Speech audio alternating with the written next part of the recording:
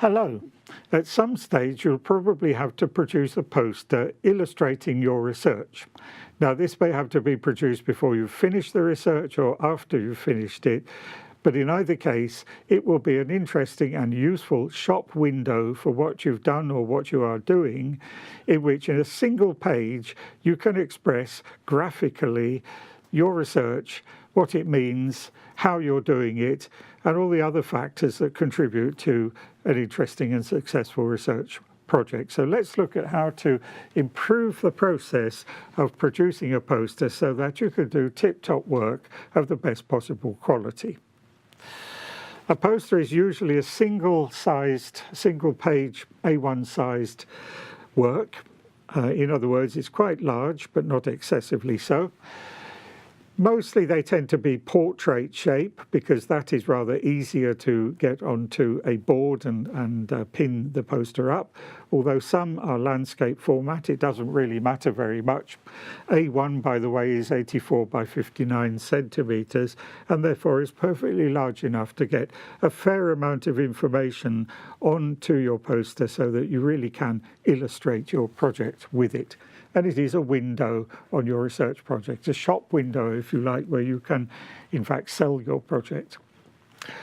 So you're expected to produce a poster, take it to the point where it's being exhibited, which might be here at IRDR, or it might be at a conference or something, and you pin it to a board and perhaps you stand around at a prearranged time so that anyone who reads it, you can explain to them exactly what the project involves.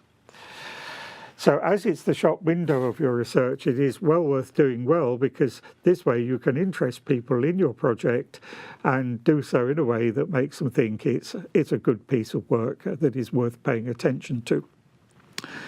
So when you conceive your poster, you should start by thinking, well, what is the takeaway message, the take-home message? The one thing I want to say to whoever looks at this poster, this is what you should go away and remember. And how do I get that across? And in other words, how do I share my research visually? Visually in terms of providing a good layout, the right words, and any diagrams or pictures that help to reinforce the message. It's a visual message above all, because we would like people to read the poster. So one might also think, well, once I've done the poster, if I have to explain it to people, what can I say that is very much complementary to what I put on the board in the form of the poster? So in some respects, a poster is like an abstract, perhaps an extended abstract, because it's quite a large format. And let's remember that a summary of all parts of the paper is what an abstract is, and therefore perhaps the same should be said of a poster, excepting the case where you actually haven't finished the work and you're doing a poster to show what the work's about and how it will proceed during the time available to finish it, in which case it is slightly less than a full abstract, but nevertheless it should tell the viewer or reader exactly what is going on and what the current state of play is with your project. So we ask ourselves what makes a good poster. It should be interesting, it should be eye-catching, it should be valid, and it should be innovative. We want a poster that puts over a message that says, hey, look, I am indeed pushing forward the frontiers of science, perhaps modestly, but nevertheless I'm doing it, and this is how. It's very important that the poster not be too complex. So when you're deciding how many words to put on it, I would say in the order of 300 to 700, roughly, and to be sparing with words so that you get the message across, you explain what your project's about, but you don't do so in excessive detail so that the whole thing becomes hard to read. You can use headlines, numbering, boxes, bullets, and anything that improves the readability of your text. It's very important that your text be eye-catching and easy to read. So having a clean and well-designed format is also quite essential, and you could study different formats and different people's way of formatting posters and see which is best to ensure that the visual impact of your poster is good and clean and appropriate. So good use of colours and type fonts is also very important in this. It's nice to have a layout that is easy to follow. You might use arrows on it if that's necessary, but at least it should be something where the reader's eye is directed to the start and then is directed down the poster from beginning to end so that the whole story is told in a simple, cohesive and coherent way. When you use illustrations, they should be chosen carefully. Photographs should tell a simple story. Diagrams should be easy to interpret. Everything on the poster should be appropriate to getting your message across. Make sure your graphics, if you have any, are sharp. In other words, that they're not fuzzy around the edges and that they are perfectly readable. Everything on the page should be relevant to the topic and relevant above all to the message that you're trying to get across. Don't waste space and don't overcrowd it with material that could just as well be left out. So clarity and consistency are bywords for a good poster.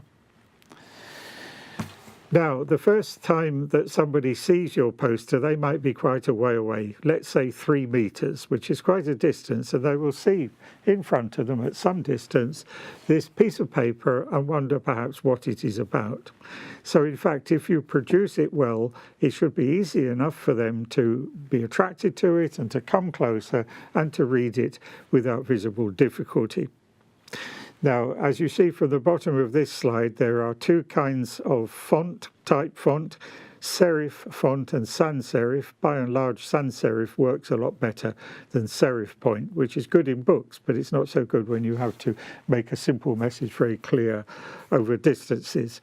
So I would recommend using large point type and using a sans serif font such as Helvetica or Arial. So what are the elements of a good poster? Well, there will be a title which makes it clear right at the start what this is all about. The person who did the poster, compiled it, will be listed with an affiliation, David Alexander, IRDR, University College London, something like that. There will be a brief introduction just to be sure that the reader understands what the project's for. There will be a short section on data collection and analysis methodology.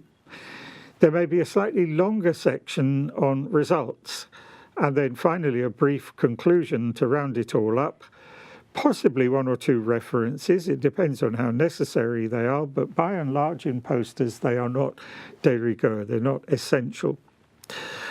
So, but it is important also that whoever sees the poster knows how to get in touch with the originator, namely you. In other words, to have an email address, if not also a phone number, is quite important, and that the reader's eye be drawn to these if they are likely to want to request clarification or more details. And acknowledgements, again, if those are quite necessary, perhaps because your work is sponsored or someone has been particularly helpful with it. So we might use PowerPoint to produce the poster, and there is, of course, a very big difference between PowerPoint on the screen and what it looks like on an A1-sized poster. So that needs to be taken into account so that readability is maintained and that such that design is based upon the premise that this will be printed out at A1 size or something like it.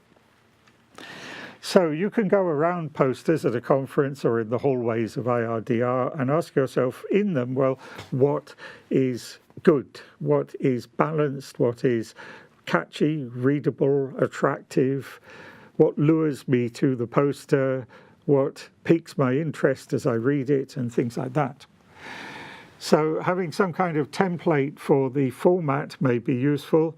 In the one in this slide, for example, we've got different coloured sections for different sections, such as discussion, results, abstract, introduction, and so on. And you don't have to follow this religiously, but you can take this sort of thing and play around with it until you've got the best compromise with respect to what you want to say. Now, here's some rather bad quality work. Too much is crammed into it. It's difficult to read, impossible from any distance. You'd have to get very close to it and spend a lot of time going through it, which many people standing up in the hallway don't really want to do. They want the quick message, the simple message, and if they're really that interested, they can go and read the paper or the thesis or get in touch with the author or whatever, but anyway, find out more information. So what we're looking at here is not a good shop window. It very often, for example, an abstract is not needed. And above all, we don't need text that simply disappears because it's too small, and likewise figures and their captions and labels. So it is better to have something that is effective in the sense that it's got clarity and visual appeal, and it also looks as if it's fairly professionally put together. Now, you might think about using a photograph as background to the poster, but this is probably to be discouraged because a white background, or at least a monocolor background, is something that will more easily enable legibility, make the poster readable, whereas if you have the details of a photograph, it may be hard to see the photo, but also hard to read what's printed on top of it. So here are some examples of posters that are fairly successful. They use empty space as well as space full of words or diagrams.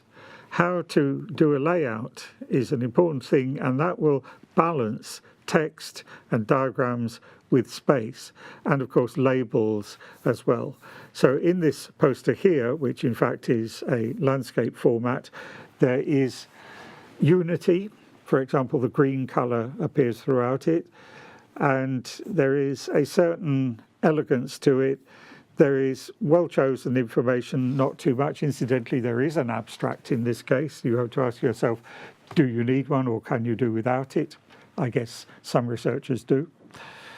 And so that was an example of a poster. We therefore reached the end of this very short description of how to make a good poster, but I would encourage you to go out and look at posters and see what they're about so that you can get a better idea of what's good and what's not so good.